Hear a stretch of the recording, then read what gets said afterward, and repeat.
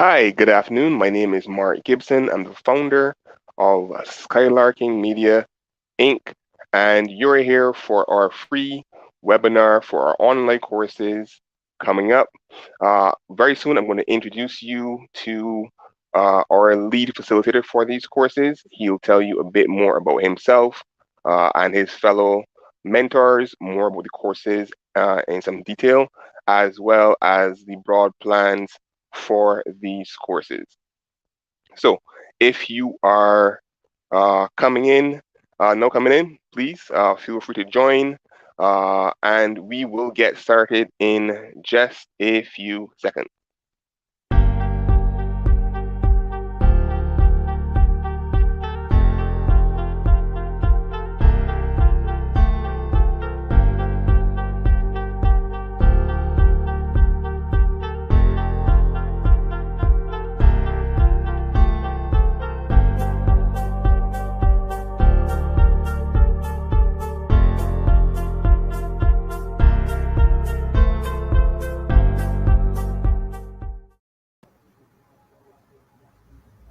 Hello.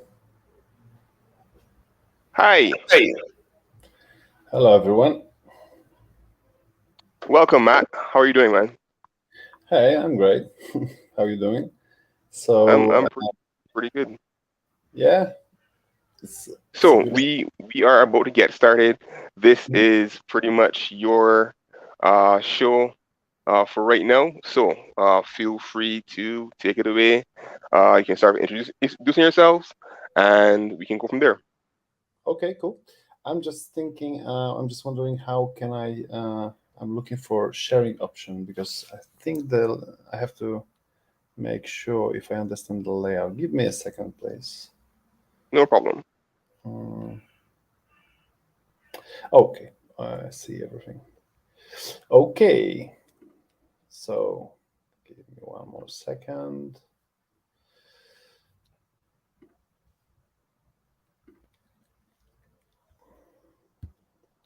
All right. So I assume I can start. So I'll just share the screen. If there will be any problems, Mark, please let me know. Okay, if you miss any sound or anything, and I'll just fix it. Okay, No share problem, screen. Matt. Okay, one more second.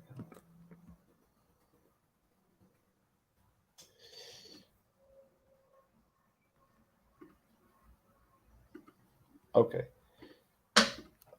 All right. Can you share my? Can you see my screen? Yep.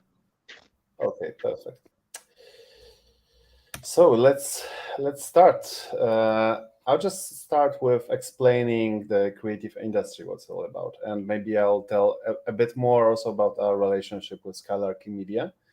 So our online school is located everywhere, but most of us are Polish, and we are experienced in game design, Blender, animation, 2D animation, 3D animation, film, and I'll talk about it later when I'll show. Yeah, I'll talk about it later. But first, I want to tell you about where we're from and what we want to achieve. And I'll start with the creative industry that I kind of tried to illustrate with one diagram. So it also varies from place to place, but you can define the creative industry to several areas and divide it. And so the first one is game development area, where you have AAA games, independent studios, and mobile games. There are hundreds and thousands of companies everywhere. Then there's post production, where you have VFX studios, 3D studios, 2D animation studios, and hybrid studios that do basically everything. And just to let you know that 2D animation studios, like strictly 2D animation studios, is less than 15% of all the post-production industry.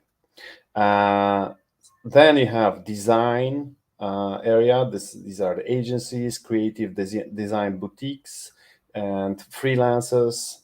Then you have other, and it could be, for example, government institutions or museums. And then you have a huge production area where you have film, music videos, commercials, and where you can work as an editor, color grader, and director of photography, and so on and so on. Uh, we teach online, so we focus mostly on game development and animation. This is especially animation. So let's, oops, I just came back to, I'll just move on. So in the post-production, you have mostly four different areas and four different types of companies. First, game design companies. And that includes, this is not only big game design companies like Blizzard or Riot Games. This is also like huge games that creates games for mobiles and small indie studios. You also have you can also choose a different path in your artistic alley, and it could be like there could be like 2D and 3D animation studios. It could be Pixar, DreamWorks, or Spa Studios that just recently produced Klaus for Netflix. Then you can also choose among a number of visual effects studios that, for example, I'll get back to that later, and motion design studios. And those four areas, people sometimes travel from one area to another. And great specialists in game design sometimes move to 2D or 3D animation area. Sometimes they move to visual effects, but most of them usually stay in this industry that they have chosen. And well, it happens between game because the pipelines are so specific, and you become a specialist in this pipeline in this area, that it's not that convenient to move to completely different environment. Here are some samples of game design studios, and so there are plenty. Game design business is booming, is growing every year, and you have so many companies to choose from. And yeah, during our classes, also guide you through the process, how to get the job and how to prepare yourself for the interview and how to prepare your portfolio. Here, for example, big animation studios that are, well, those popular where everyone thinks he'll be working for, but actually there are like hundreds and thousands of great animation studios that you never heard about, and they are also amazing, doing amazing stuff. Very often, small studios are working for those big studios. So actually, you're working on huge projects, international projects, but in the studios that are not that popular. And then you have hundreds. I just put here several logotypes of prominent studios like visual effects studios. So for example, the DNEG is double negative. They just created visual effects, stunning visual effects for Dune that they won an Oscar for. Uh, Actually, sorry, it was Sony ImageWorks. I think sometimes those studios also, that's interesting because sometimes they divide work, and sometimes you have two or three studios working on one film or TV series. So it also sometimes it's very flexible. And uh, so whom you can become after our courses, you can become a storyboard artist. You can become a concept artist, whether you prefer to draw background environments or the characters. I will show you more examples of our students' work later. You can become an animator, whether it's 2D or 3D. You can become a modeler. Modeler is a person who creates 3D models in a virtual space. It's needed for both visual effects, 3D animation, and game design. Uh, Here are some samples of jobs that you can find in animation and visual effects. These are just, I just wrote down a couple of them. There are like hundreds. So lead is the person who leads the team, and you can become lead after many years of experience in this business. Same with the supervisor. This is the person who supervises the sets or supervises the team. Project manager, line producer, and then you have various roles where sometimes you think you want to animate to become an animator, but maybe it's better for you to become someone else. And actually, sometimes it's not really up to you; it's up to fate whom you become.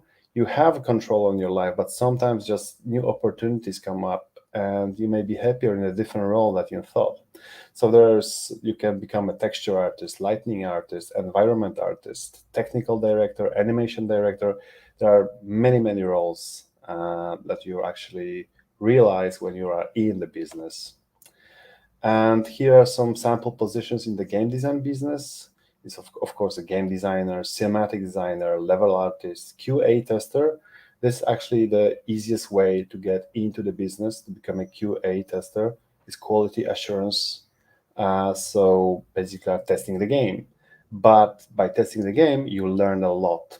So yeah, for example, this is probably the easiest way to get into the business. And then you have programmers, marketing and PR, production management, and all in game design companies like I know CD Projekt, Blizzard, like there are working hundreds of people one office, like 500, 600. However, due to pandemic, there's many studios switched to hybrid working. So I have more than half a team remotely. I'll get back to that later.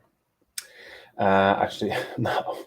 So you have usually the studios look like that. This is actually an old photo from CD Projekt. This is a Polish company that developed the Witcher series and Cyberpunk.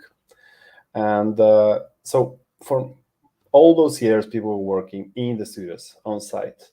But due to pandemic, they moved to remote working, and actually it worked. And a lot of companies in the US, in Canada, in Europe have like around 80% of their team on freelance, working full time but remotely. But it's sometimes it's really difficult to get juniors on board. So when you are a junior, when you want to start, it's just better that you work in the company. However, I see more and more programs for juniors, especially in the US recently, that they are willing to hire juniors remotely. And that's a revolution. I think that will become, and that's a great opportunity for all the Caribbean region as well, that you could work as a junior remotely and make your first step into this business. So yeah, in the game companies, the amazing thing is that you have some like animation work. You are actually also working on the set sometimes, especially you're working in the cinematic department. But I'll probably get back. I can talk more about this during the course. So basically, game combines everything.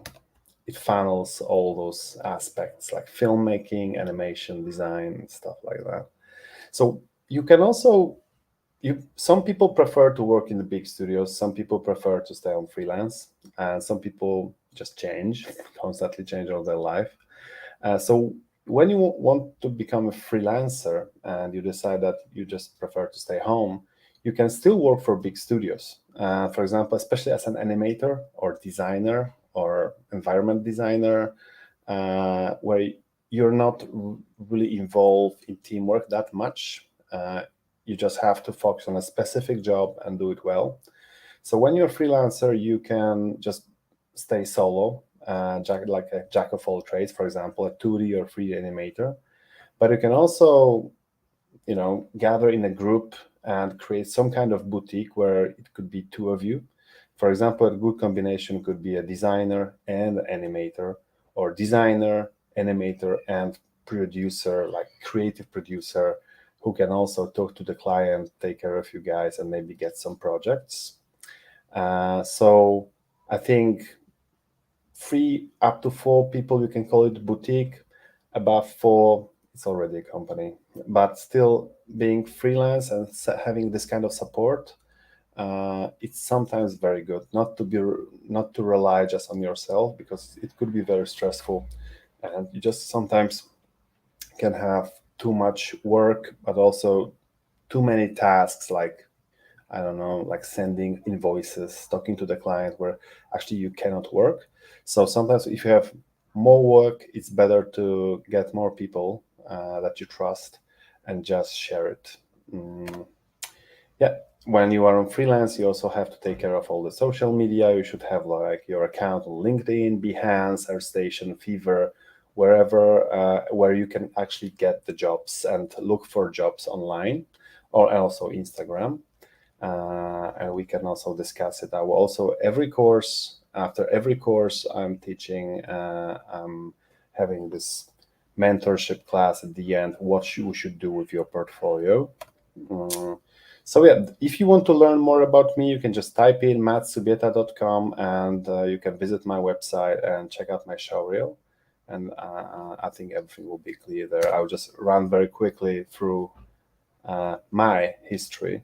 So I started with drawing, and then I started to do some digital images and also some film shooting, because I always loved film as much as I did.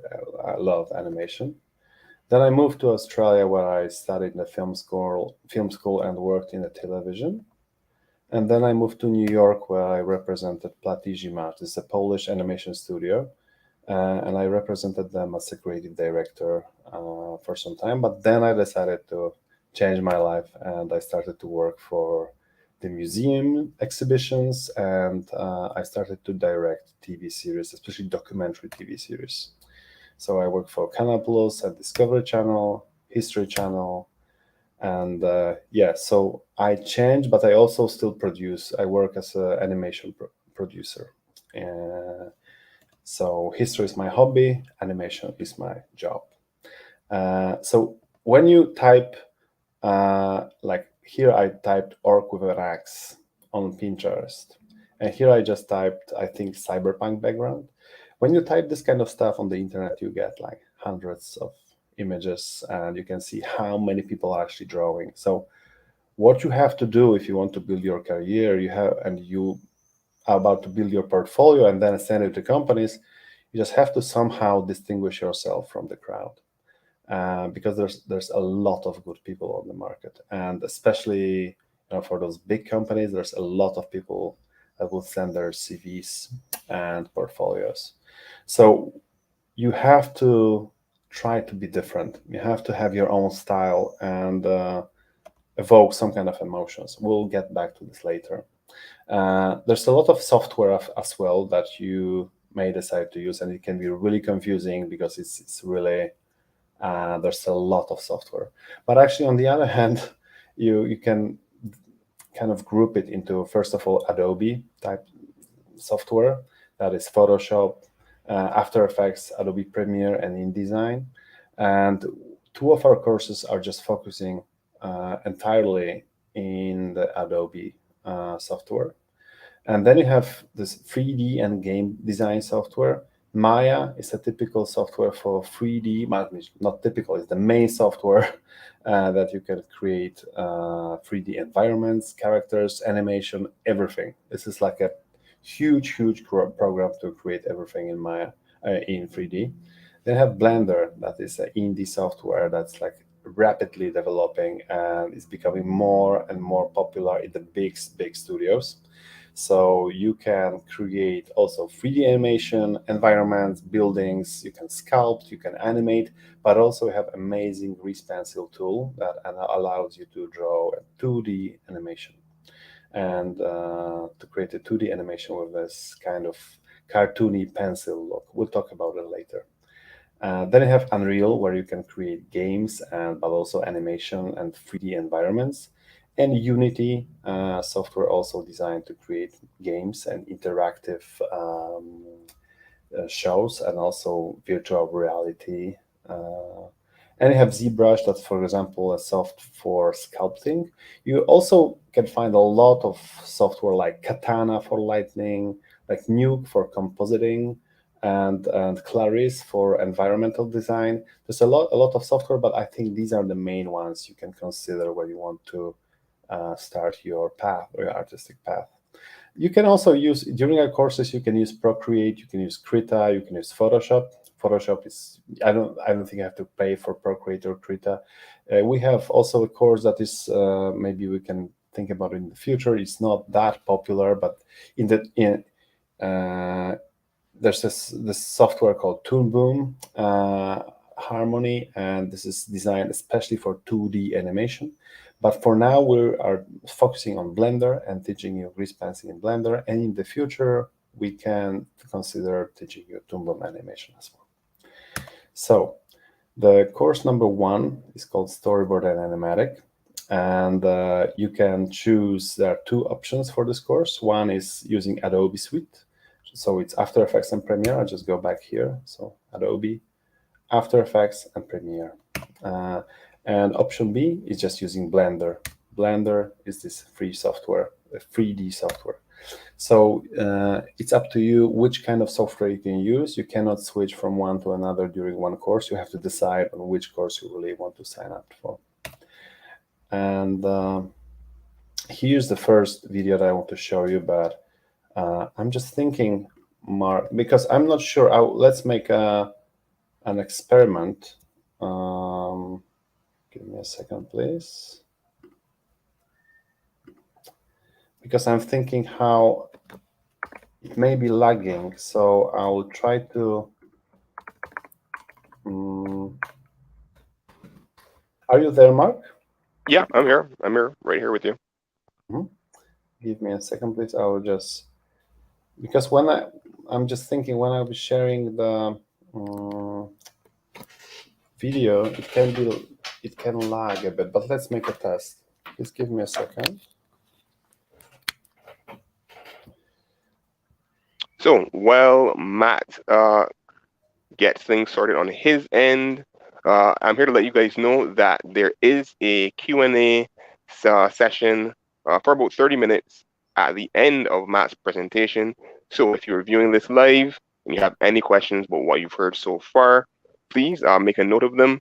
You can drop those questions directly into the chat if you are viewing this on YouTube. Also, you can head over to our Instagram, all we comics on Instagram. We have a post there for this webinar. On that post, if you do have any questions, I'll be keeping an eye out there. So, if you're viewing live and for whatever reason you can't comment or ask your questions on the YouTube comment section, I really think you should. You can always drop those questions onto the All We Comics post for this webinar, or you can just DM us at All We Comics, and we will field your questions there as well. Okay. Also, I want to add that I'm Polish and most of my friends in the industry are Polish, but we started our working in late 90s. So we are basically, we have this Polish diaspora everywhere, like in LA, in Vancouver. And many of us came back to Poland because sometimes we just like to live in our country. But we have a lot of experience working for those big studios, and many of us stayed. For example, we have friends that were working on Rick and Morty. My friends were working on Dune, that was just released recently, and also we have a lot of other friends from different countries. But that's where my accent is from. It's from Poland. Okay, so give me one more second, and I'm still thinking how to share this, and I'll just take a risk, and I'll share it from my computer. I hope it will be all good.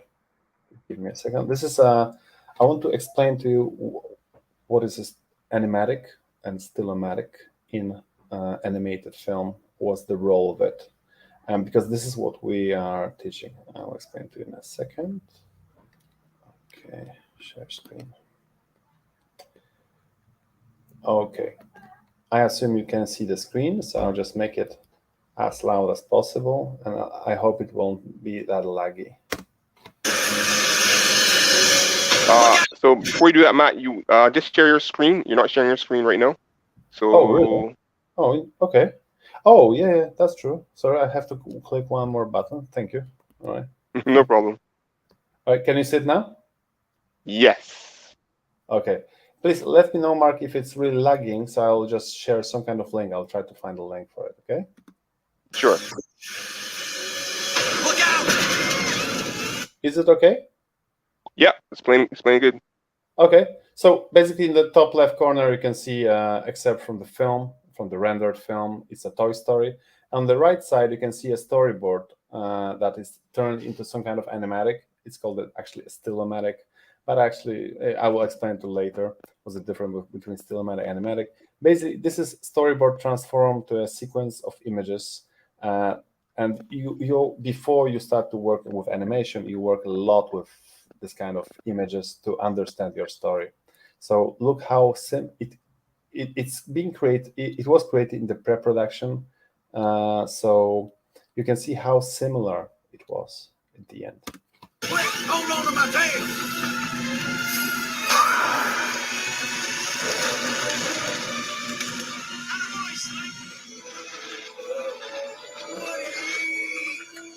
Woody, speed up! Speed up! The battery! They're running out! Ow, ow, ow, ow!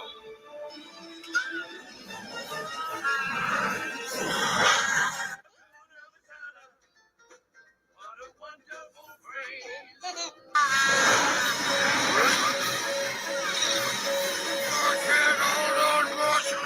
So as you see, the storyboard was almost exactly the same, I think, except one shot that was a bit different. This one, where in the final film you have the side wide shot, and here you have some kind of perspective. And basically, it was so well designed that when they started to do actually a production and animation and everything, they exactly knew what's the length of each shot, what's the atmosphere, because they pre-recorded the actors' voices while working on the storyboard and animatic. So they basically had their film cut in a proper way before they started the production. So this is very important to be able to understand the types of shots, framing, pacing, and everything. And this is what our school is mostly about. We are teaching visual storytelling. So creating animatics, creating short films, creating motion comics. If you want to explore like some very detailed aspects like 3D animation or some explosions, particles, these are specific courses that could be found somewhere else, or we can also design this kind of course. But we want you to create the stories. We want you to become a directors, visual storytellers, because also when you create your own story, you will you will be more encouraged to develop in other areas. I'll explain you why in a second. Okay, let's go back to the presentation. I see myself as okay. Um, okay. So this is what we slideshow. This is the course about creating storyboards and animatics. So we teach you the basics of framing, motion, and camera angles, and a lot of rules. Also we teach you perspective drawing during this course, and some character design. I'll show you also some examples. Here's how we work with references. This is actually me when I shot myself and made this kind of, because one of my students wanted to create a medieval feast, and she didn't know how to really draw those characters, so we just shot myself. I just took a couple of pictures and created this kind of layout. So we work a lot with references. Also, we use photos from the internet. This is another student of mine. She recorded herself just moving around her arms to understand the body motion. So so we work a lot with photos and videos to understand the body the proportions, the motion, and stuff like that. And basically, this is a 13 weeks course, so we'll be meeting once per week. And there are 5 stages of work. First is the idea. Then we create the beatboard. I'll show you everything in a second. Then we create a stylmatic. A stylmatic is a simplified animatic where you have no animation. You just put simple images in a sequence. Then you create a storyboard and then an animatic. And animatic is the final product that you end up in this course, but the animatic could be really nicely done and it can serve you to look for a job. So the beatboard, it's just a simplified storyboard. This is a story of one of my students, Anya. This is of the couple. This is the story of the couple where the guy is waking up and he realizes there's a full moon, and he turns into a werewolf.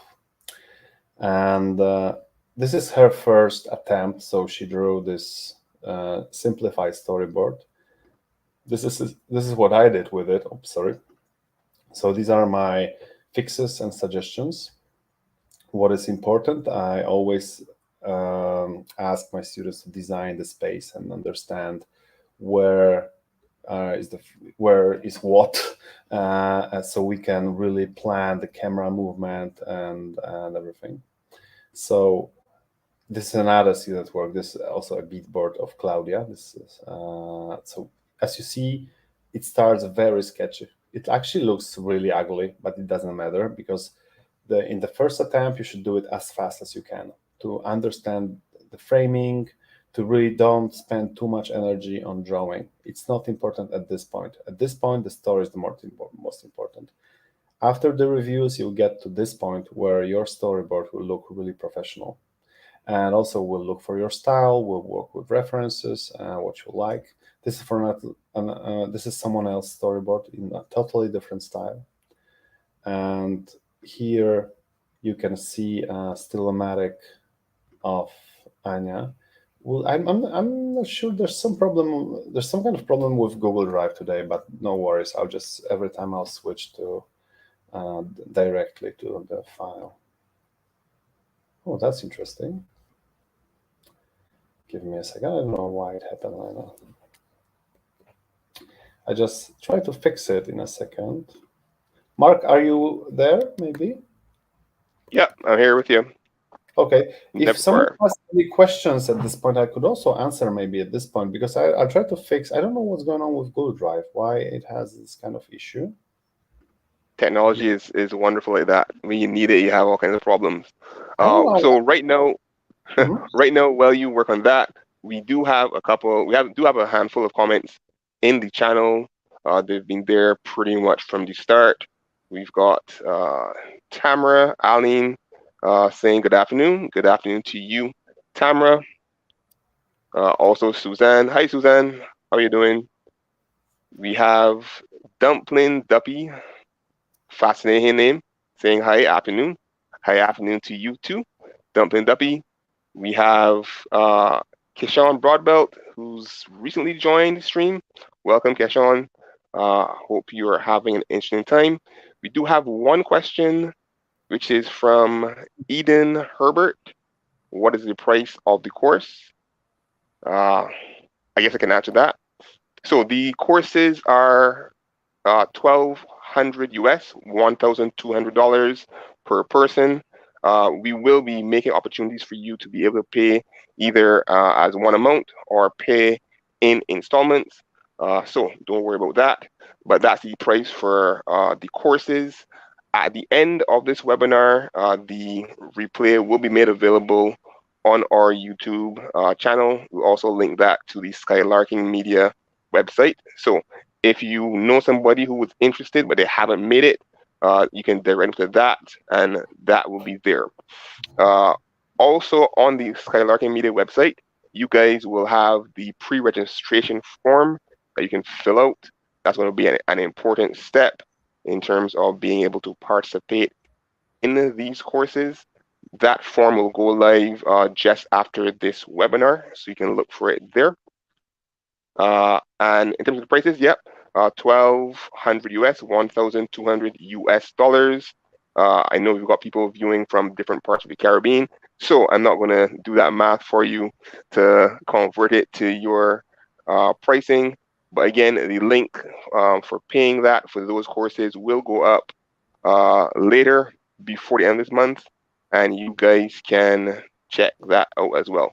But in the meantime, once this webinar is done, you guys can jump onto our website and pre-register for these courses.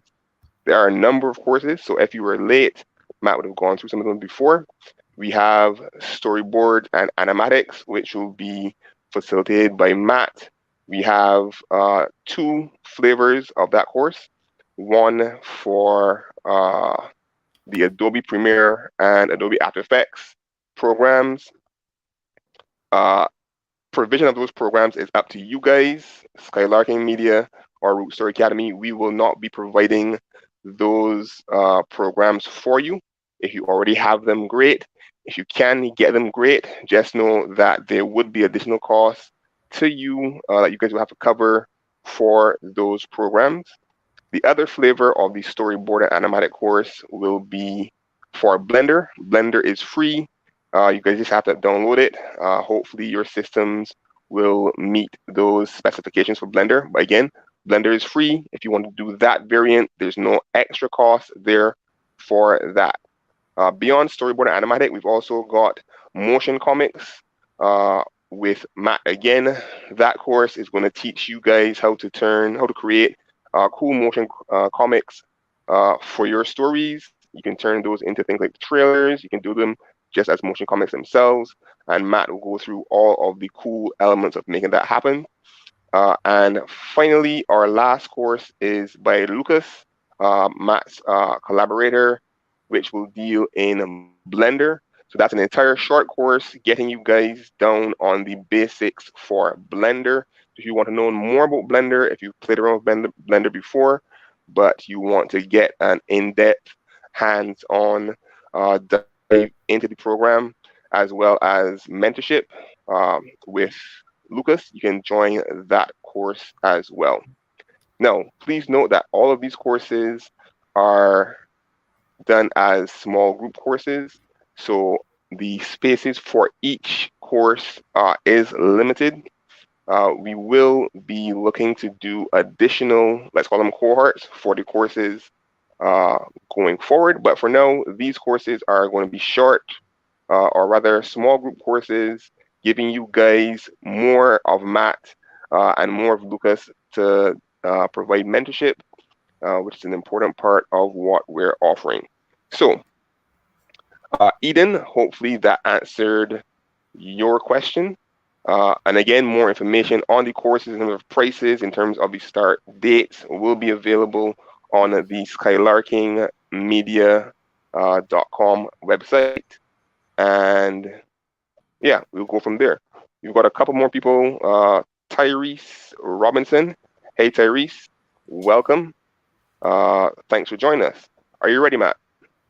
Mm-hmm. Sure. All right, cool. Back to you. I will play something in a second. So I want to show you a couple of examples of my student works. Just give me a second. And okay, I go back to sharing my screen.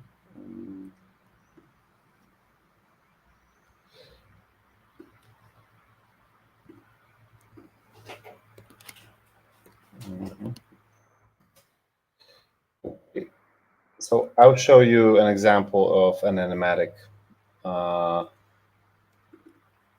Can you see my screen?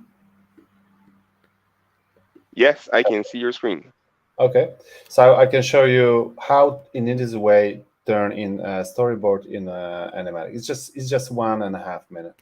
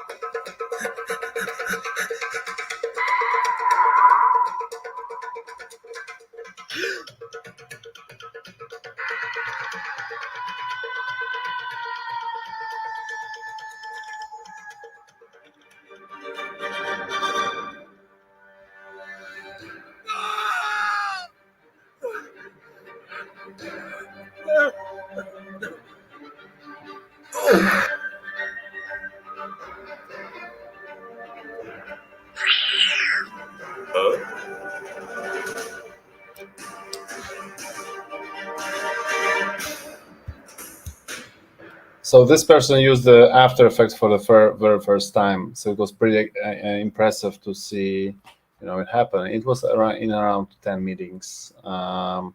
So Yeah, and please give me a moment, and I will just show you another one. I'll show you a bit more complex now. This is Claudia work, and she was a bit more experienced. It was her second animatic in her life, but have a look at that.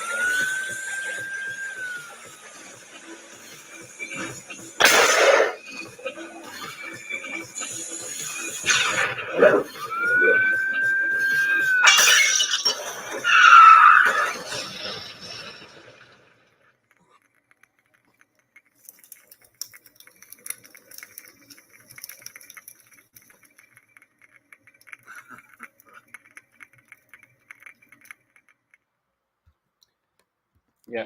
So as you can see, this was used both of those animatics. We use After Effects for those, and a little bit of Adobe Premiere, but you can also just do it in Adobe After Effects. So this is the program where you import images and layers from Photoshop, from your storyboard, and you just add some motion, visual effects, some smoke, some lines. We show you everything, how to achieve this kind of stuff that you just saw. Of course, this animatic that Claudia did, the last one, needs a bit more work than the previous one. So it's really up to you. It's not like we will somehow make it happen that beautifully. It just needs more work of yours. So you can also, for example, finish most of it during the course, but you can polish it later after the course and also show it to us. And actually, sometimes, very often, students prefers, okay, I want to finish the course, I want to ask the questions, but I really want to sit a bit more on it to reveal to the public later, and I want to put more effort to do it better. So, but I think we can cover everything. Sometimes just people want to work on themselves a bit more, and I understand that. I did that all my life. So I will also, I'll go back um, to the presentation. Give me a second. Okay. I want to show so many things. Suddenly, always when I have a lecture, I have always a feeling that I can't show you all works of my students because there's so many. I have around 300 students during the past 4 years, both in Poland, a bit in United States, several in Ukraine, several in the United Kingdom, and I always think like, how should this guy or this girl's work? Okay, I go back to sharing the screen and to the presentation. All right, so as you see, the last one that you saw started with this. That was the first shot. So you don't have to be extremely, I don't know, talented or experienced. You just start from sketches, then you polish those sketches.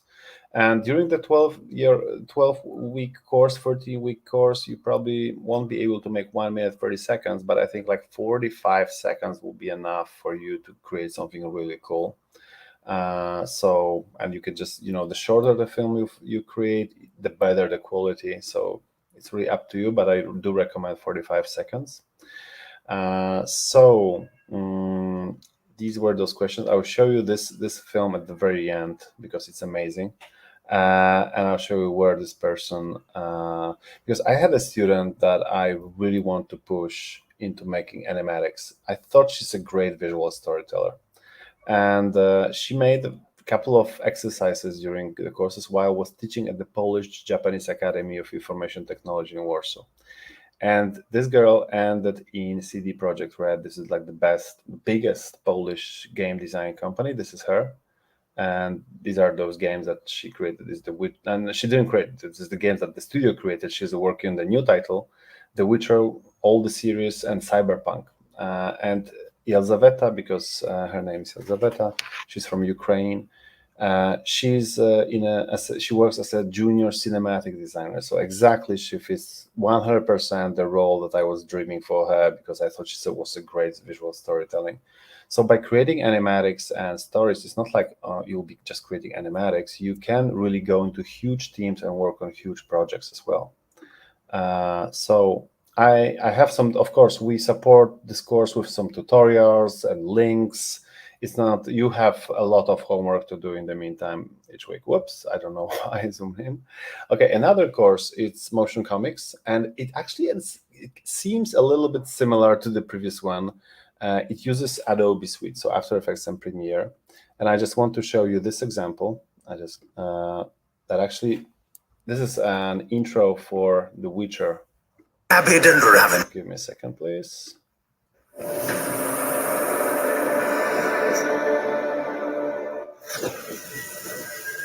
Hungry, terrified, clutching your babes to your breast. Emperor Emir has marched his legions into our lands, laid siege to every fortress from here to the Blue Mountains. Rabid and ravenous, he bites and bites away. Men of the North, you stand at the precipice. Your kings have failed you, so now you turn to the gods. And yet you do not plead. You do not kneel to dust your heads with ash. Instead you wail, why have the gods forsaken us? This is a bit different course, and I think the main difference is because it pushes you to create concept arts. And it's not about quick shots and a lot of action. It's more about creating beautiful concept arts and conveying the story with beautiful illustration. I'll just show you a couple of examples. And for example, this is a work of one of my students from the Polish Japanese Academy as well. When I show you the storyboard course, she was also in the storyboard course, and that was her first storyboard. So have a look at that, and I'll show you her film that she did 1 year later after learning a lot of how to draw concept arts. She just made this film. Have a look at it, please.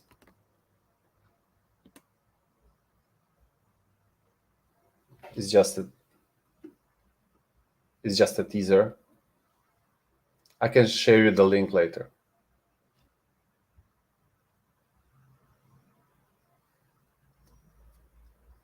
So this is this kind of illustrative storytelling where you have very limited animation, but beautiful designs, and we are working on it. What's your style? What you want to achieve? What do you like to draw? What kind of faces? What kind of lights? What kind of color palette? And yeah, so that was her next project. And give me just a second. And I want to show you one more. Yeah, I'm just thinking because I want to hide this panel, but I don't know. Give me a second. It was a bit confusing. Okay, I'm back and I'll be sharing again.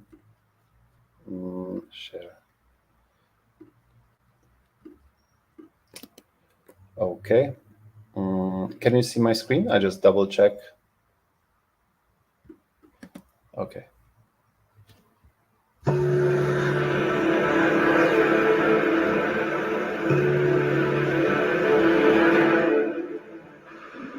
Long, long ago, there lived a man called Sentaro. One day, without any reason whatsoever, the thought of death and sickness came to him. So that was also the first time where someone decided to create this Japanese-style fairy tale.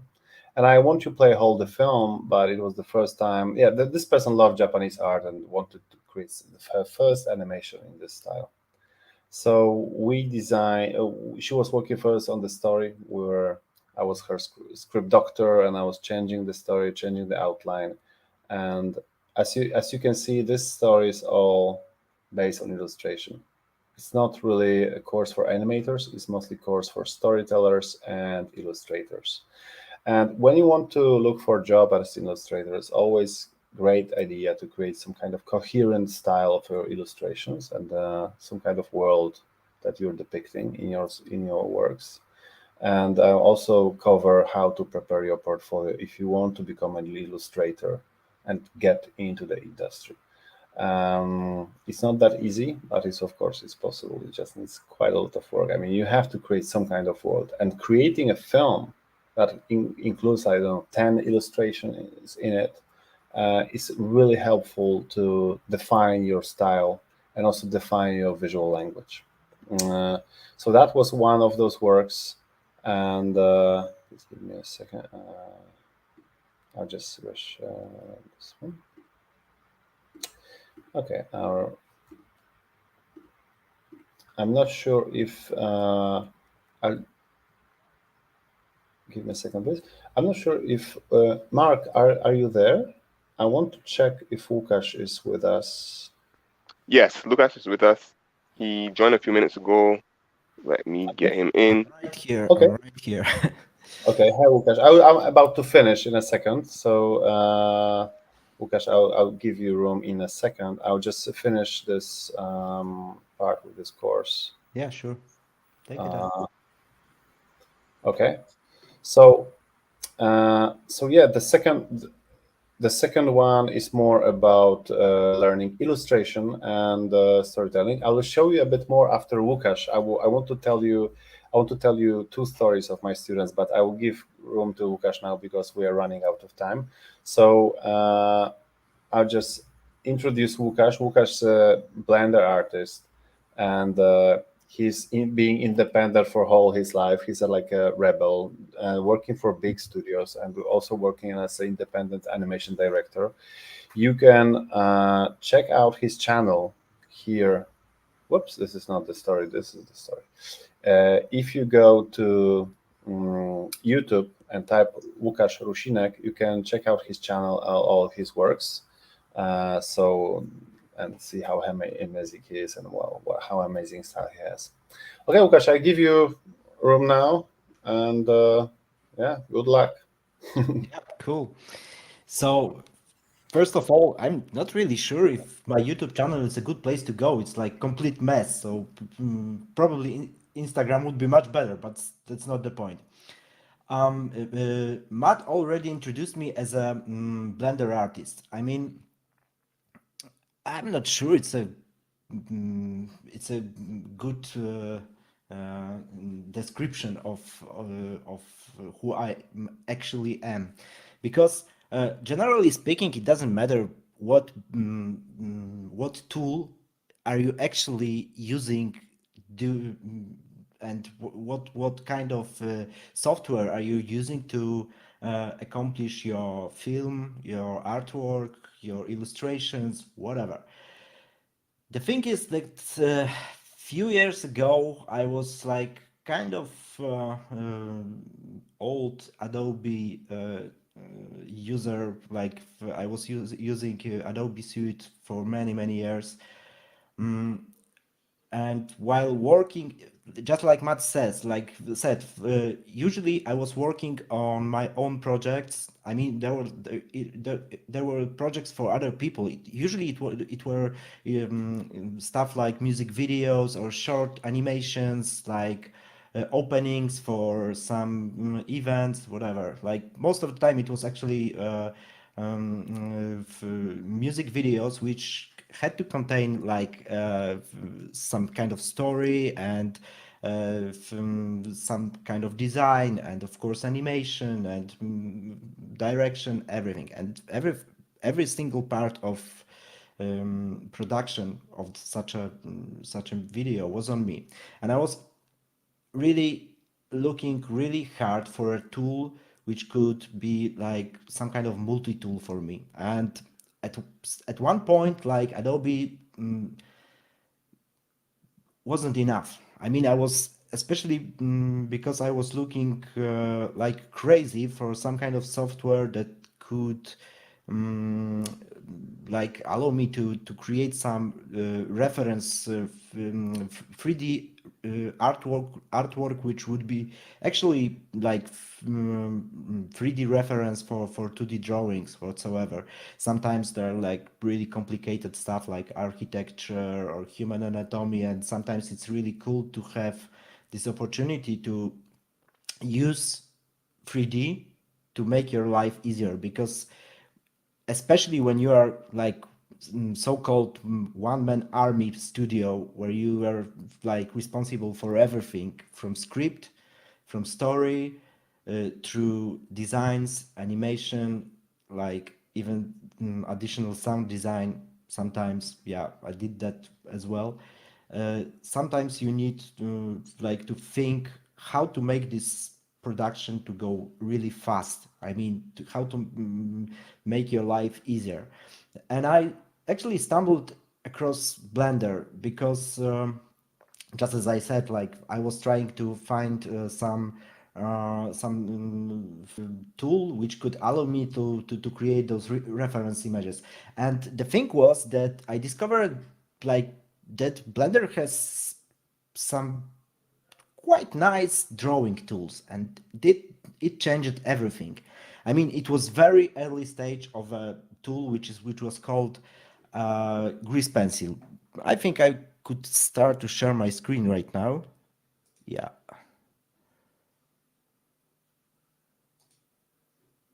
Okay. Yeah.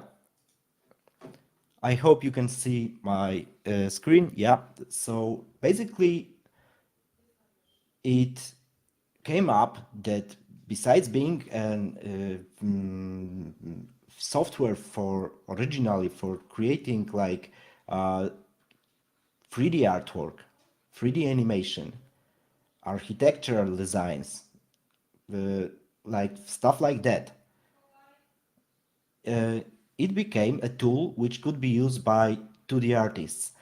And then the whole new world opened for me because I was using a lot of stuff like armatures.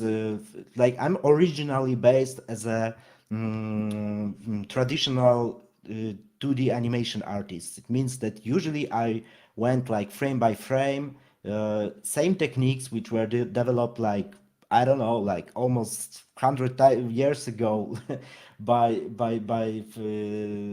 pioneers of animation, early 20th century. And since then, actually, like the general workflow didn't change a lot. You just draw a lot frames, and yeah, and it should be how to say it should be like where you connect them, the animation, the magic starts to happen. But at the same time, I was really looking for something to make my life a little bit easier. So I was experimenting with lots of 2D rigs and some motion twinning and some shape twinnings and stuff like that, usually using Adobe. Then it was Blender with all those cool things like physics, particles, real big 3D armatures, 3D rigs, and everything I saw inside the software could be used along with the hand-drawn graphics. That was like revelation for me. So yeah, I started to experiment a lot. Like if you can go and see my Instagram, you can see that I was like really my free time is fulfilled actually with experiments. Like when when I don't earn money with Blender, I just have fun with it. So it's like kind of crazy. But yeah, like it really gives so much opportunities. And why it is? It's because it has almost everything on board, everything that you need. Like I would try to show you the animation I made especially for Matt for the course. I hope this is it. Yeah. So yeah, it was like some really short animation which contained like some hand drawn frame by frame animation. I mean this robot, This little guy here was also mostly frame by frame, but it also some really like cool tools from Blender, which were like sculpting tools involved, which really help to save a lot of time when you don't want to. From one side, you don't want to draw everything frame by frame, but you don't have. There is no actual need for creating like complicated rig, because this is like only one scene. So what's the point? Why bother to create heavy rigs when you can like use some really cool tools to move the um, push the pixels around and make them work for you, like, yeah, really. And the really cool thing is that you have so many tools inside, like apart from being free, which is like quite cool. I mean, like generally speaking, the software which you could use to produce animation and graphics, generally speaking, is quite expensive. When it comes to 3D design and 3D artwork, it's even more expensive. When it comes to composition, it gets at some point it gets crazy. Like check out like how much Nuke if actually is you have to pay a lot of money for it. And of course, if you need great 3D sculpting experience, you probably will go with ZBrush over Blender. If you want the perfect tool for composition, you probably go with Nuke. When you want to experiment with geometry nodes and like procedurally generated animation and graphics, you probably want to check out Houdini. But the cool thing, especially when you're starting your journey with creating stuff like the visual stuff, you probably want to have at least a taste of how it feels to sculpt in 3D, to create textures, to create composition, to create artwork from scratch, and you have all these tools in the same place. Actually, you can even sound your sound your animation in Blender. This is crazy. I mean, if you will have some cool soundtracks, for my personal experiments, I don't use any external software aside from Blender. I mean, from um, from the early design, from the early sketches, through composition, through creating like animation, backgrounds, uh, final composition, and shading, and final render, and even the sound. Um, I use almost exclusively Blender. Like I don't really need anything else. If in my professional works, it depends. Sometimes it's okay to go along with Blender, especially when I'm dependent for everything from actually from the very beginning up to the end. um, but of course it's all depends on the client. Like if client wants you to work in some other software, well, if he provides it, let's go. I want to show you one more thing, like because what we are seeing here, it's actually something that you could create in, for example, combined power of Adobe Animate and Adobe After Effects, and then finally you could go to Premiere to like to make it like like polish it, edit it, and whatever, add sound. Actually, you could do it in After Effects as well, but it's not the point. Um, and this is not a revolution. I mean, it's revolution because it's kind of revolution because we can do it inside 3D software, like originally 3D software. Because Blender is right now evolving in so many directions. This is crazy, really crazy. But there is nothing that is so unique. I mean, you could get this effect by using just like two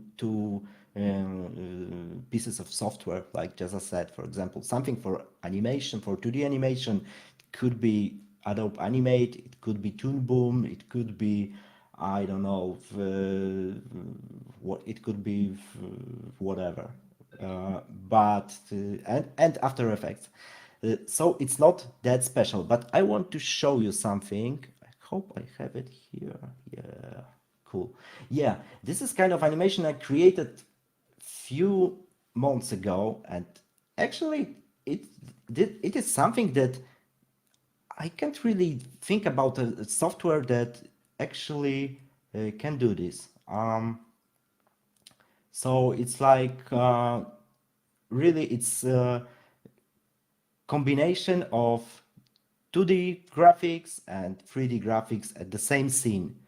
So you can work seamlessly using real 3D rigs. Let me show you the scene. So basically what I did here is I totally combined 2D graphics with 3D graphics. So let's say we could, Blender, yeah, this little guy here, it's like completely flat 2D, okay? From the other hand, this dude here, he's almost, um, let me hide it. Yeah, he's like rigged 3D model, which is only stylized, you know, to resemble like the 2D aesthetics. So yeah, this is this is like one of the Blender's superpowers. You can really almost seamlessly mix the 2D animation with 3D animation, 2D artwork with 3D artwork, and you don't need to jump around between various software because it's everything there. Like, and there are so many possibilities because, like, for example, here I used, like, for shading, I used the new drawing, like 2D drawing tool of Blender in surface mode, but I could actually create a UV map and paint it in Blender as well. It's possible in Render. You don't have to use any additional software. So yeah, like this is kind of a new thing when you think about it, and I don't know, like I'm over 40 years old, but I still to love watch cartoons. I mean, luckily I have two kids, so I can see whatever they are watching right now, and what is actually the coolest part of animation world nowadays. And obviously, I stumbled upon Arcane. So I'm not sure if you know Arcane, but most of the people who are at least a little bit interested in animation um, heard about Arcane. I guess it was an original Netflix production, and it contained some characters from, I guess it was from League of Legends, like game. And yeah, it was basically 3D animation. Really good, really well directed. It was really fun. I watched it like I have some problems with focusing on one, series at the time. I changed my points of interest constantly, but somehow it took my it was kind of fun to watch. But the thing I noticed is that it was complete change of way of thinking about animation, because like few years ago, like 10 years ago, when there was, for example, like big explosion to make, like there was no chance that someone would do it with um, with 2D animation. I mean, instead of Japanese animators, but they are crazy. Usually, like people like to exploit the possibilities that 3D animation gives you. So, like working with particles, working with simulations whatsoever. And yeah, and I was watching this Arcane, and then come on, like most of the explosions and everything, they're kind of 2D, and yeah, they were like hand drawn. This is crazy because normally it was opposite. And I mean, even in 2D animations. They used to use like some 3D explosions, and right here, something completely new. So yeah, this is the cool part about like, I mean, this is the cool part that that the aesthetics are going towards the place I really want them to be. I mean, because like the combination of 2D and 3D is right now the best, the most interesting, the most interesting area to explore, and think about it also in terms of speeding up your production, because generally speaking, every time you had to, for example, change the animation or create a new animation, you had to go to the other software, right? And then come back to After Effects, Premiere, whatever you use for compositing. Right here, you can do everything on the go, and it's like, if you will choose the correct workflow,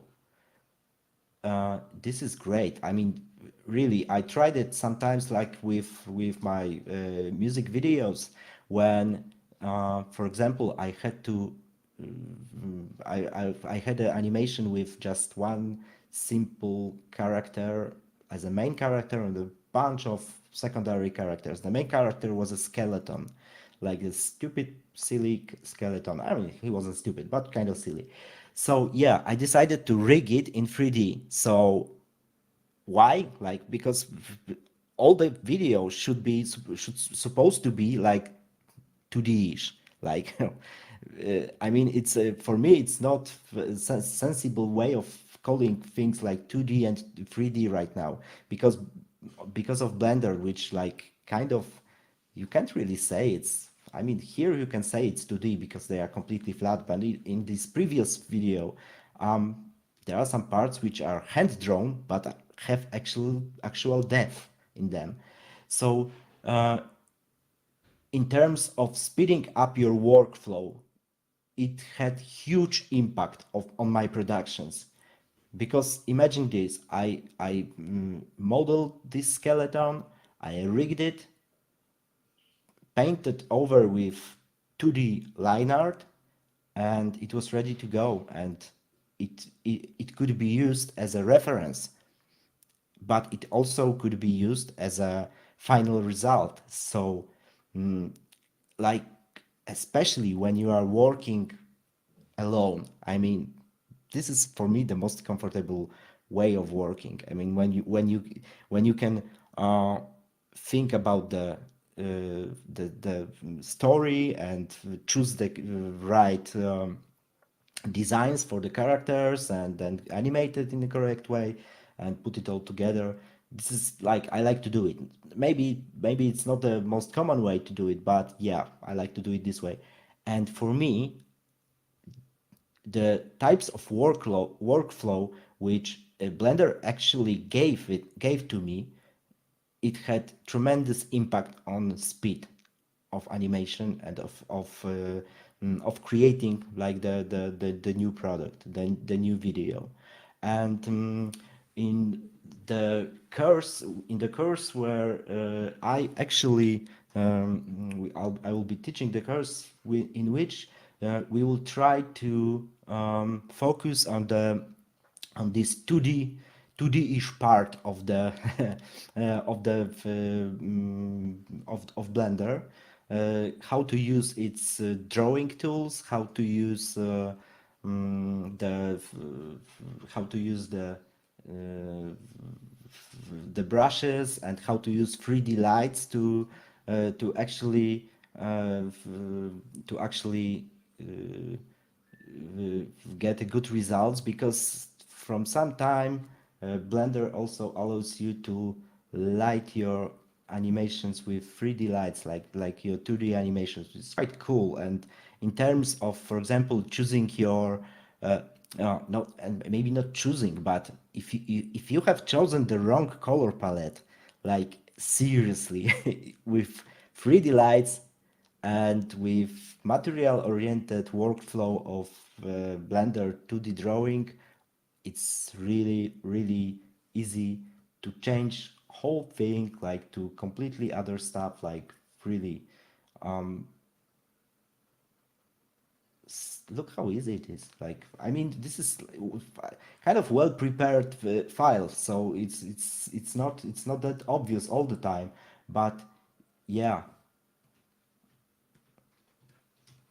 like right now it's like really like some weird crazy stuff like when it comes to color palette, but you can experiment all along. So yeah, normally it would take at least some time in After Effects to key these colors and try to like experiment with saturation and with everything. In here it's just like picking the right color for you and the right color scheme. And if you like to experiment with the lights, you can do it as well. Like, this is really crazy. Like how natural it feels to work this way without focusing on only on one element, but having the whole scene, the whole composition editable at the same time. And actually, this is like the something which I would really like to show you how to do, because it might be same revelation for you as for me, or it could be just, I don't know, like just another tool in your arsenal of tools. But I think it's really good to know Blender nowadays. I mean, more and more people start to use it, so come on, let's just give it a try. What do you think? I was thinking, I'm not sure, Matt, how much time do we have? Can I show some more stuff? So yeah, we've got about 13 minutes until the start of our question and answer session. Okay. So for those of you who are watching, get your questions queued up. Because Matt and Lukasz are not from the region, please just introduce yourself. Hi, my name is, and I'm from, so me, I'm Mark. I'm from Barbados. So that can help both Matt and Lucas get a sense of who you are and where you're from when you are posing your question. So, Lucas, you've got 13 more minutes to dazzle us or to continue dazzling us because I am quite thrilled with what you're showing us so far. And then after that, we'll start taking some questions. Okay, so because like for me, like the best way of talking about Blender and new types of workflow that it actually allows us to do is by showing like the examples. And I show you some colorful stuff and some combination of 2D and 3D, but like my main point of interest and like things that I love to do the most was always I would call it it's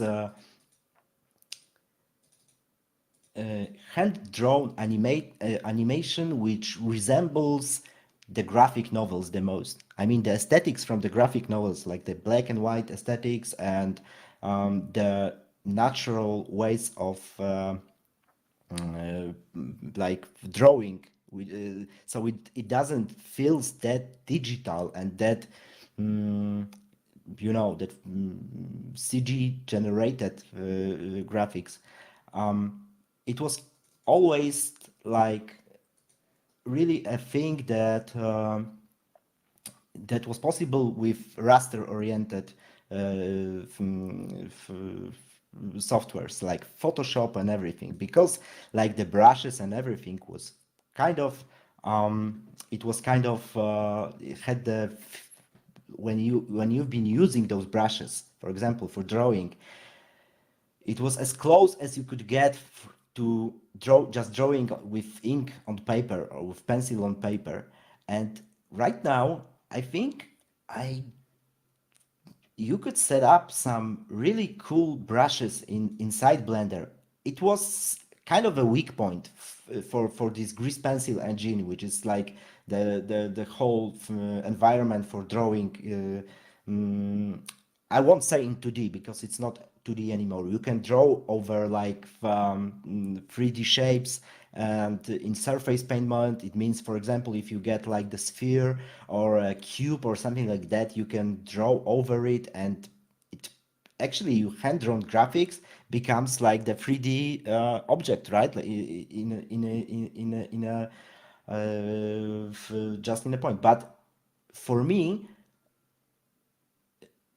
like the problem was that I couldn't to some point I couldn't get this like natural hand drawn ink and paper feeling, and right now it's getting better and better. So like this is example from me, like I actually did it yesterday. It was just for fun, like so it's not a commercial work, not at all. But let me show you something. Like for example, I have like this guy here, and I could easily draw him in Photoshop or something like that with that kind of line art, line work, and general artistic design.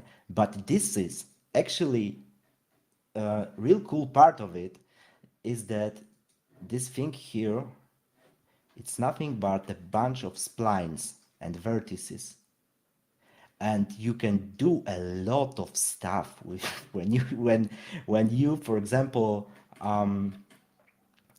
when if you think about it, you can work with splines and with vectors, because basically all the hand-drawn graphics you create in Blender are just vectors. You can get crazy stuff while working on when you are ready with drawing, and you could get really crazy with modifications. Let me show you one trick. Like it's really easy. Like it looks like I destroyed everything, right? But let me tweak it a little bit, because like one of my biggest pains before I found this tool was that my clients usually liked this special wobbly, a little bit wobbly, shaky kind of animation. For example, even if the character wasn't moving at all, but you need to create at least 3 keyframes to make a little gentle, subtle movement, which made, even without actual animation, because it was just duplicating the same frame, but it gave some life to the scene. And right now, what I did here, can you see it? Like it was just a few clicks. Probably I should tweak it a little bit more. I could play now with the strength and thickness, for example, and the scale of the noise. Yeah, and the music you heard, you hear is actually, this is the really cool part, because you can just import any type of, most, I mean, not any, but uh, probably most of used music formats, containers like WAV, MP3, whatever you need to, and start to at least make a sketch of your sound design, which is pretty important if you ask me. To if Blender won't be your final solution for sounding your movie, it's really cool to have the opportunity to make at least a kind of a sketch of your audio, of your audio, music and sound effects and everything, and you can do it, and it's really cool because again you can make all the corrections on the go.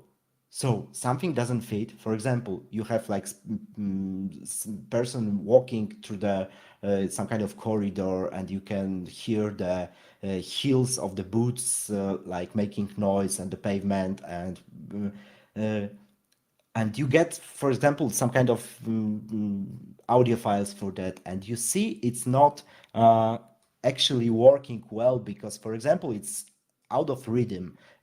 So it's really easy to cut the audio files in here, duplicate them, align them, whatever. Like it's another thing, another small thing which is not perfect. Again, if normally if you could if you need to sound your movie, you go to probably there are some better applications, there are some better software to do it. But well, you have it in Blender as well. It's not maybe, I mean, the quality is okay because it all depends on the quality of the sound.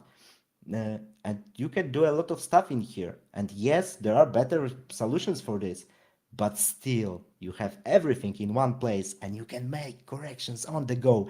Like something doesn't work, you just correct it. Something doesn't go here with the sound, you just correct it. Well, the textures are not okay. You don't have to jump to another software. You just correcting in here, and you have a lot of control. That's why, for me, especially for animatics and for pre-production part of the movies, Blender is the ultimate tool because it's so wide. If you want to go more, you focus on some like special points. For example, if you got like some cool 3D explosions in your movie, well, you can do it in Blender, but you probably should go to Houdini, which is like way better tool for creating such a stuff. If you need some really high poly sculptures, like I mean really high poly, a lot of geometry, then you probably your choice should be a ZBrush, not Blender, because at some point Blender stops working. Like if it's, but I mean, don't worry. Like the amount of polygons on the model which would kill Blender, it's really high. But anyway, like ZBrush is better. But it's not the point. If you're working on your film on pre-production or even in actual production, you have a tool which allows you to use all those mechanics and combine it and create a movie. And it has never been so easy. I mean, you really have everything. I mean, probably if someone would show me like nowadays Blender, like I don't know, 16 years ago when I started to work on animation, like generally speaking, I would be completely stunned. I mean, of course, everything goes like it's developing, and you can't really say that because it's like kind of stupid. But if I would see that amount of possibilities, I would say, wow, I don't need anything else because it's all I need to create my movie. Yeah.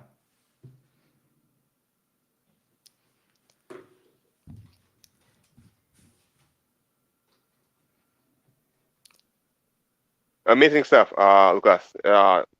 Simply great introduction to Blender. The possibilities for Blender are literally blowing my mind. I Right would now, like to yeah, I'd love to play one film that we wanted to play at the end of just 2 minutes before maybe start question and answers. It's actually Lukasz, sure.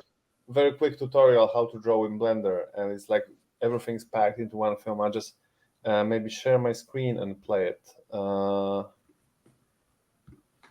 So you can see the possibilities of the grease pencil, because Lukasz is a very inspiring mentor. Let's see how he really works now. Can you see the screen? Yes. Okay. So this is his quick tutorial. If you think that you can't make cool 2D bouncy old school frame by frame hand draw animation in Blender, then you're obviously wrong. Because you can. And you should. It's good for your brain. It's good for your body. It's like painting with Bob Ross. It makes you calm and easy. Okay, here is how I do it. I wanted to make an animation of a small robot jumping out of a pipe, bouncing from the ground, and jumping again into some kind of sinkhole. First of all, I needed some kind of a background, at least a sketch of a background. There you go. Then I've drawn some lines resembling a path of my jumping robot. Then I made a quick forward run and animated a dot, jumping around, to establish the timing and spacing of the animation. Then I made a rough sketch of the robot animation by making a couple of forward runs, starting with his body, head, limbs, and so on and so on. When I decided I'm ready with the rough sketch, I made a couple of similar forward runs, adding colors and cleaning up the shapes.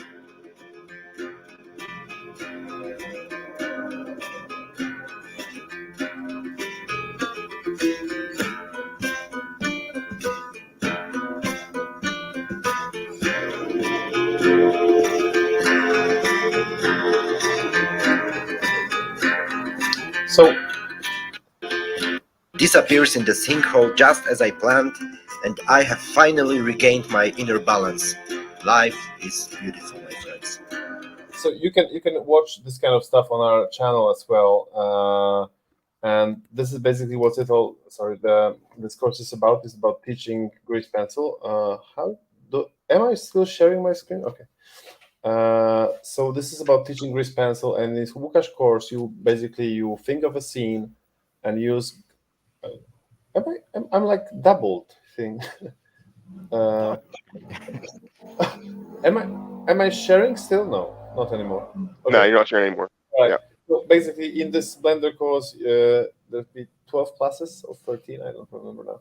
But anyway, you'll be creating this kind of short scene that you just saw. You design your own character, design your own background, and learn to animate this character using grease pencil, using this parallax effect. So we'll be using this 3D space with 2D painted character.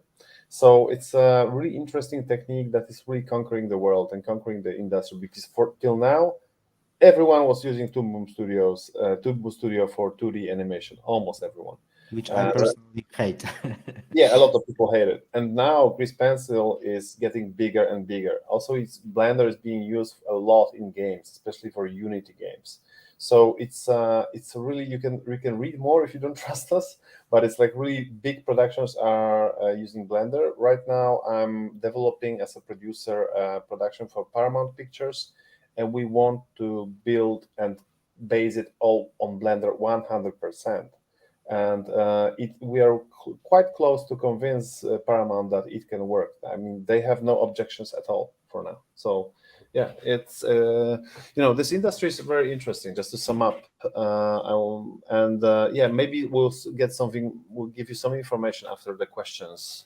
So yeah. All right, folks. So for those of you still with us, thank you for being here. This is your chance to ask questions of Matt, of Lukasz, about the course, about any aspects that jump out at you. Again, this will be a paid series of courses, and details on how to pay will be available soon. Right now, actually, let me see if I can share my screen with you guys.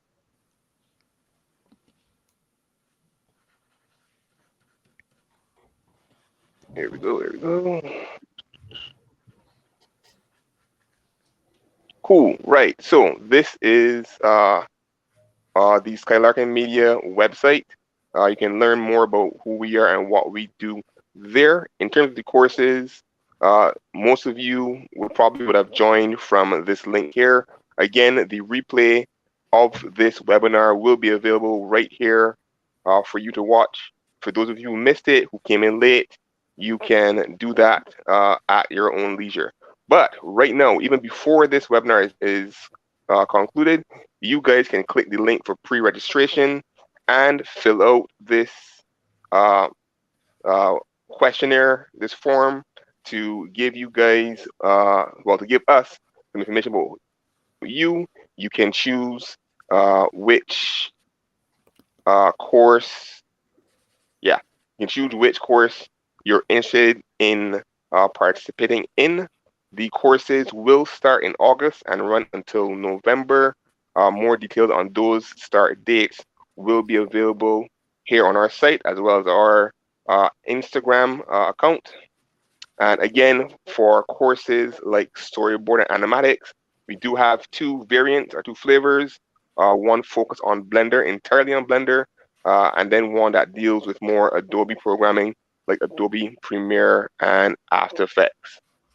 So, again, even if you are ready right now, you can head to our site, skylarkinmedia.com, click the link to go to the online course for pre-registration and start pre-registering for these courses right right now.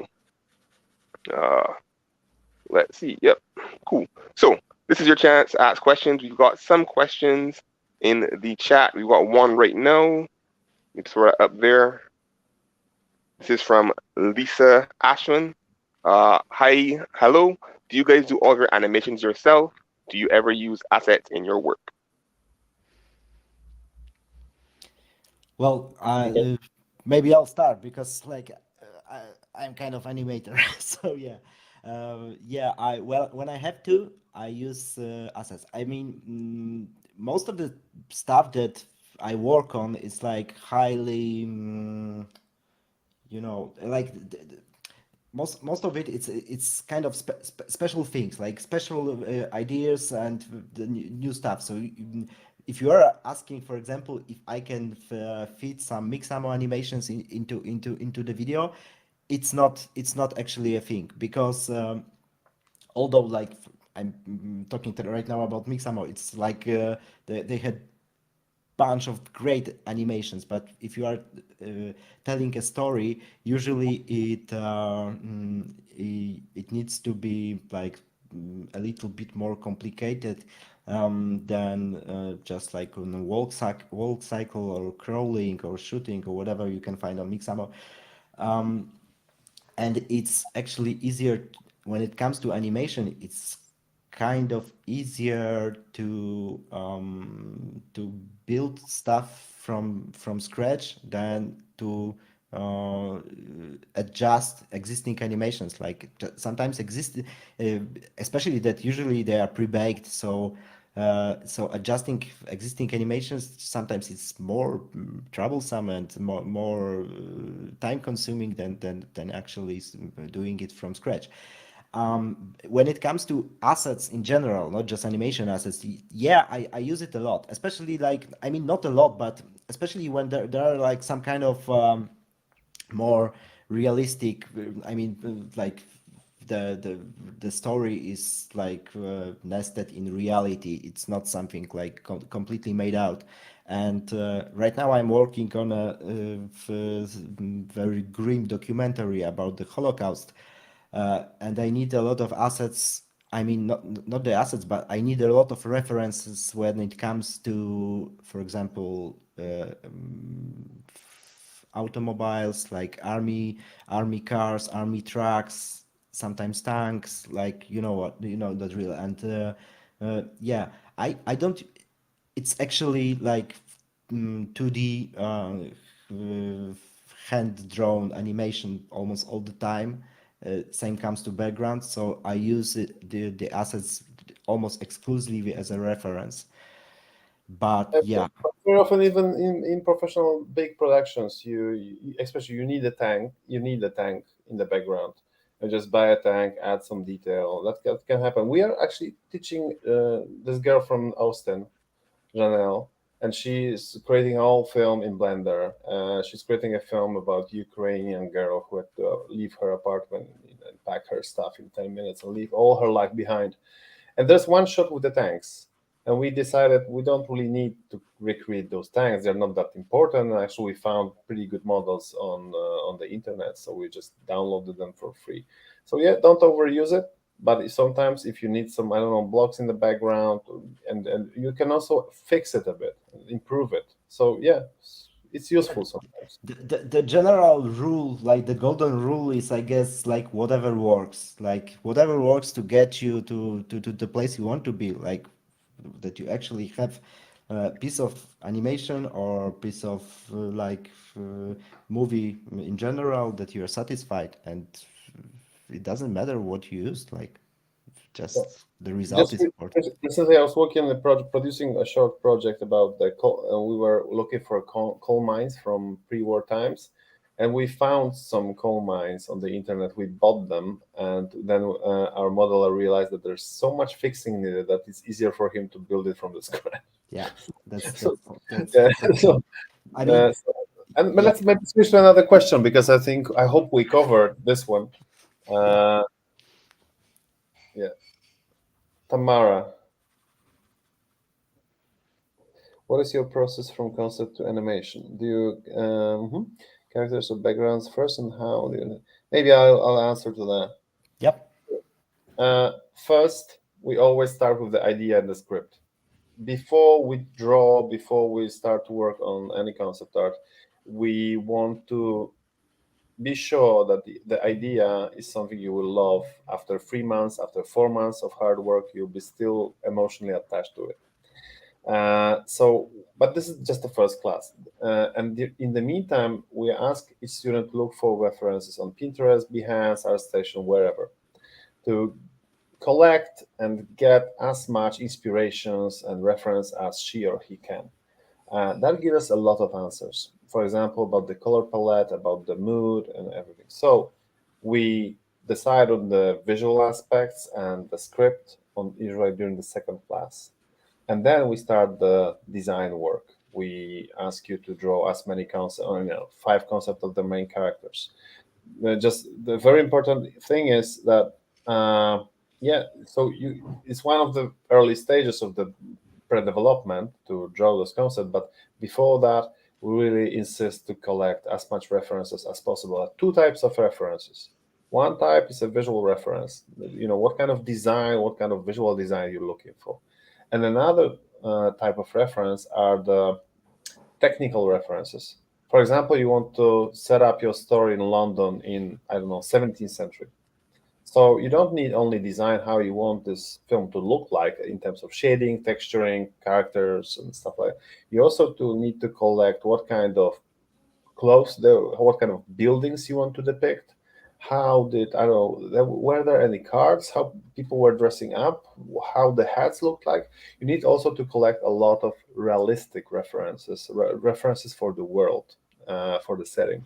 So yeah, then we really can think of the world, and how you can really combine those 2 types of references. So. Um, Color palette is also included in the reference research. For example, you collect 10 images of the color palette that you feel may be a good fit for it. Nighttime, daytime, dusk, and we think, okay, is it a small town, a big town? The color may change as well. So does it happen in the wilderness? Maybe. So we are discussing all those aspects, and we create some kind of color scheme, very often described as color script. We're discussing everything later. Color script is a colorful storyboard of your film, showing how the light changes in scene by scene in your film.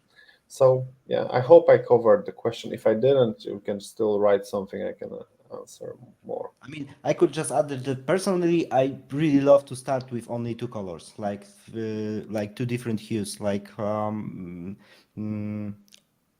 so simpler it's the better, and then you can like develop the color scheme and everything. But in everything, like about animation and like design of the backgrounds and everything, like first you need to block the things out. When you're feeling that you are heading in a good direction, then you progress and start to complicate things. Same goes with colors and everything. Here you can see some of the Pinterest boards for my students that we were collecting what they really like. This is like a low poly style that we were. One of the students were looking for more low poly stuff. For example, this is for another project. This is for another project, and it really depends on the course. I also sometimes we get some individuals who want to learn something different that we're teaching. like motion design. This is something. This is a different type of illustration, and these are all inspirations. This is how much you have to get to understand what you're aiming for. I think this is a minimum, and it usually takes like 2 evenings to collect it all. This is another type of visual style that someone was aiming for. This is more like motion design rather than animation, but still. So yeah, this process of research is very interesting. And I also, in animation, like process of research and pre-development and development that includes creating animatic is the most creative part. Is where you set up your style, set up your mood, and actually design your story, design your pacing. Everything after that, production is just pure pain. Because No, the maybe fun, not pure, but yeah, it's a lot of pain in it. it's just the fun is over. The process Yeah. of creation is over in the pre-production. When you finish pre-production, you have your film locked down, and done. You just switch to production. The production, you shouldn't really change that much in terms of in creative aspects. You have to just finish the layouts, finish animation. It's a lot of work. That's why, and that's where really uh, pain starts, because it's not that pleasant anymore. You just have to keep on working. That's why you have to love your story. That's why we want to make sure that you love your story and you have something to say in your story. And this is very important. When we talk about the story, we very often ask you questions. What kind of stories would you like to watch? What we ask you, about you, maybe of some personal experience that you can convey in those stories and make something interesting that can be shown at the festivals. Like right now, we're working on the story about Ukrainian girl leaving her apartment. It's actually an animated documentary short film, and it will be a lovely short. And that's what people also remember when you send this kind of stuff to the companies, to the creative directors, human resources agents. They really remember your work because if they evoke some kind of emotions, they remember that. So that's why even if you want to become an illustrator, it's good to try to make a short film. That's why this motion comics course was designed for. So you create something meaningful with storytelling and still show yourself as a decent illustrator. Okay. Another question, what level of skill sets is it to apply for the course? We don't really distinct. I mean, it's good if you have a pen tablet and you can draw something. It's necessary to be able to draw digitally. But we don't really we accept people because if you're a beginner, your animatic will be just maybe simplified, but still you can convey the story. And using sound, design, and pacing, it doesn't have to maybe be polished yet. But like for example, the one with the bat, with the guy coming to the cave and the bat flying around and chasing him, it was not that well designed as the second one with the motorbikes and vampires and priests, but still it conveyed the story. So I think it's not like you have to be amazing to join the course. And actually, we want you to feel amazing, and we want you to make a progress. And other thing is, we don't teach that many technical aspects, like how to create particles in After Effects or how to use scripts in After Effects. All those things we can advise you to look on the YouTube, because there's a huge university of YouTube, and basically we were all at this university because there were no schools where we were learning all this stuff. The most important is you have a film you believe in. And then if you need to learn a walking cycle or something, we'll help you. Listen, this is a great tutorial here. We will give you some feedback on your walking cycle. But definitely we don't want to spend all this energy on walking cycle. We want you to push you to make your film, because if you believe in your film, you do this walking cycles, particles, and everything else in the meantime, because you know what you're doing and you want to do it. And this is quite, I think, is proved by my ex-students that if you do what you love, you just do it much faster. Yeah, and from the other hand, like it's also our responsibility at least little bit. Like if, for example, you came up with the idea that you want to have a animated, like hand-drawn animated movie about the charge of the cavalry, something like that, something that complicated. and you actually just making your first steps in animation and made your first character blinking or whatsoever, that we are here to tell you that maybe it's not a good idea, maybe you should focus on something a little bit easier, and we could like adjust the script to match your skills in some way. We can show you something. I can show you something really quick, unless there's another question. I can show you one short film of one of my students. The one that I told you I would show. Can I have 2 minutes now and show it, Mark? Is it okay? Okay, I hope it's okay. Give me a second. So this is what the story we designed, and for the course, like storyboard and animatic. This student was like refreshed to animation. So give me a second. Okay, this is the one. Let's have a look at the story. I hope it works. Can you hear the sound?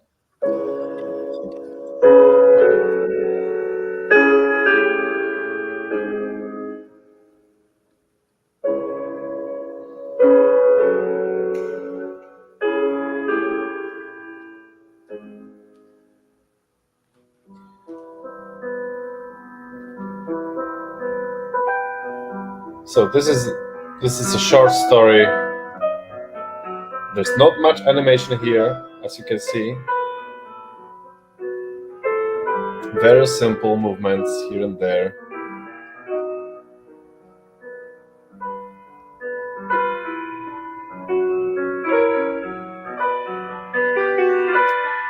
As you get, the guy is sick and he asks his wife to leave because she deserves a better life and because he's going to be dead. So this is a very sad story, but it's shown in a kind of weird, funny way. You will see in a second.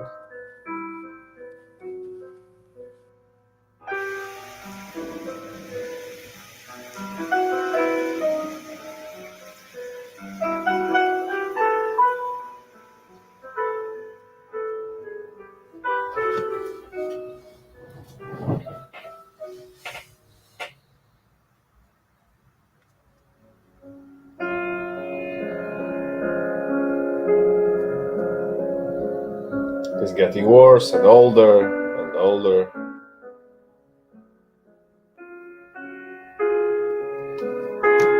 And here's where she tried a little bit of animation, this hand, just in one shot she tried something.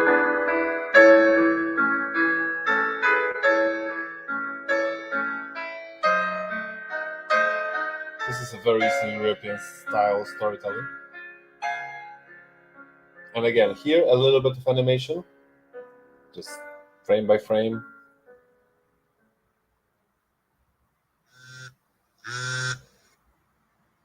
Hello, Mr. Blake. This is Dr. Williams. Regarding your condition, I do apologise for the mistake I've made. You seem to be completely healthy.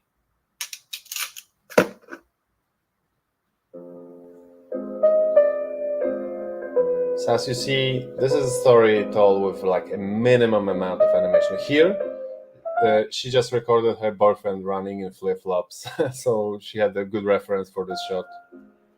And here, he was the first time she tried a walking, actually running cycle in this bit. And here a little bit.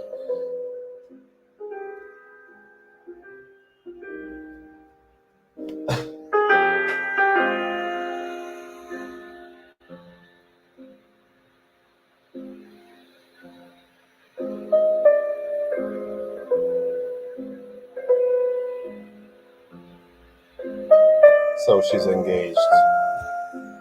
And everything's lost.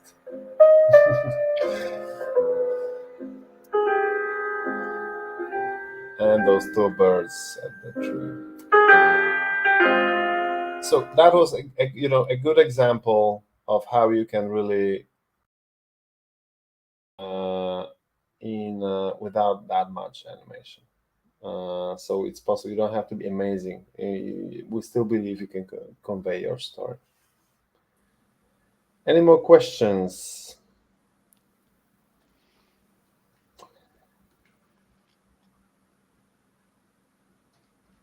Mark, we can't hear you. You are muted. Good, thank you. Right, so it doesn't look like we have any other questions. We do have about 4 minutes left. So if you guys still have any questions, we've got time for one, maybe two more questions. You can drop those questions in the comments on YouTube. That's where you guys should be watching. So I can also show one more thing, one more student, and show the progress, how he made the progress from creating animatic to Blender film, and now he's about to enter the industry. He just finished a couple of courses. Because guys, remember that this it's not like you finish one course and that's it. You are we are all human beings. We want to explore. We want to get better. Our courses is the first step to the industry. This is the moment where you can believe that you are able to finish your short film. And the next step, it's up to you. You can maybe explore storytelling, or maybe you'd like to explore 2D animation or 3D animation or game design. But really creating your first film, even using a very simple toolkit, it's a great moment of revelation when you realize that in a short amount of time, you can create an animated story with a meaningful animated story. Yeah. So, for example, I'll just share one thing before we finish. It'll go very quickly. So this is my former student Mateusz Strojewski works. This is his showreel, and this is how he started. When I met him, the first workshop we had was storyboard and animatic course. As you can see, this is like typical animatic, uh, and we learned all those camera shots and angles, very simple movements, scaling up, changing the positions, stuff like that. Then he got fascinated by Blender, that Lukasz just showed to you, and he made another film, his diploma film at the Polish Japanese Academy of Technology in Blender. So this is all made in Blender using 3D objects and grease pencil. This film is about like mine and kind of new human civilization on Mars. So it's a combination of 3D models and characters in 2D and grease pencil. This is all grease pencil. And now he's exploring Unreal because he thought, okay, I'm good enough in Blender, and he's exploring more Unreal and learning this kind of stuff. And it took him 3 or 4 years just to learn new thing, and then start switch to a new thing, and he's still exploring. So it's not like after one course you'll always get some kind of skill set. You learn something, but there's always area to explore more. Okay, I finished. So we do have a couple of comments. So this one from Suzanne on the student film you showed previously, the black and white one. She thinks that's very emotional. Lisa Ashman thinks that really good stuff in terms of the work. One more comment. Yeah, beautiful piece, touching. Lisa continues to say that they're animated, but they feel like films, which is really great. And another comment here from Suzanne. Yeah. So we do have two more questions before we wrap up. We've got Tamara. Here's her question. What is the importance of sharing Caribbean stories? Well, do you mean like Caribbean folklore stories or Caribbean contemporary? Actually, I think they both are important. Well, for me personally, I was a documentary filmmaker, and I was also dealing a lot with various folklores. I was exploring legends of European legends, but not only European legends. And I'm quite aware of the folklore of Caribbean. Not really that much, but I read a little bit in the past about it. And I think it will be great to show the world how how your world looks like. What's it based culturally? For example, we have a little bit of Polish culture there as well at Haiti Islands. So I think it's people probably most know it from the Pirates of the Caribbean, but I think there's much more interesting stuff to tell the world. And when I was working in the at the Polish Japanese Academy of Information Technology, I was one time asked to design some kind of workshop, and I thought, hey, let's make some Japanese fairy tales. So I bought 2 books full of fairy tales. I just like picked up 10, and then I gave it to my students and say, hey, listen, you can do whatever you want with those fairy tales. I mean, they're Japanese, try to stick to the main topic, but if you want to turn it into cyberpunk or Western or fantasy, you can also just keep it traditional. That's the one that you show that I showed you before. But many of them went completely nuts with the visual storytelling and the setting. They made like cyberpunk or some gangster film based on some samurai story. So I think, like leveling up your folklore, for example, and creating this kind of motion comics workshop and ask you to, hey, redesign the fairy tale of Barbados, turn it into like, I don't know, Witcher world. I don't know, whatever. I think that's also interesting to find a way to make it contemporary, but also to rely on the past. And also, probably there's a lot of topics that are totally contemporary that we can find uh, in your area, and we can make an animated documentary about it. Maybe there's someone in your area who has a story to tell, someone really old who remembers something, and we can tell it in form of animation. I'm really open to that, and actually, that's why we are called the Rootstory, because I love to tell stories, real stories. We've Yeah. got one last question before we close off. Again from Tamara. She's got lots of questions today. What should students know about building their portfolio to get jobs? Well, uh, first of all, be visible, be online. No one will find you because they want to find you. There are way too many people, so you have to expose yourself to the world. Mm, Try to understand what you want to do and who you are and what you're aiming for. During these courses, you also understand what are your weak spots and what are your virtues. What comes easier, what's really hard for you. There's really no. Sometimes people think I want to be a 3D animator, but they're not really good at it. I mean, or they could be good at it, but it takes so much time and it means so much effort for them that it's just pointless. I know a lot of people who thought they would become a 3D animators, but they became like roto artists or someone completely different. And actually, they live a normal life thanks to that because that was not their path. So for us, after we know a person, we have some classes, we see how fast she or he works in this area. Maybe someone's better in After Effects, maybe someone is better in animation, maybe someone is better in just storyboarding, but animation is not his or her piece of cake. Then we can help to design the portfolio and how to aim it and how to funnel your energy properly so you can be more successful. There's a lot of freelance work right now in the world in general, but also you have to make yourself distinguish from the crowd. It's really, in some ways, very easy. In some way, it's very difficult. And people say you have to be lucky, but actually luck is where preparation meets opportunity, right? So basically you have to prepare and wait for a good opportunity. I know a great junior CG artists who are like really good and they are struggling to find job, and I know a lot of junior artists who are quite good but not that good that already have their jobs secured. It's a random world. You shouldn't take anything personally, just have to prepare as good as you can. So yeah, preparing the portfolio is always during the last class we try to guide you and give you some hints how to look for jobs.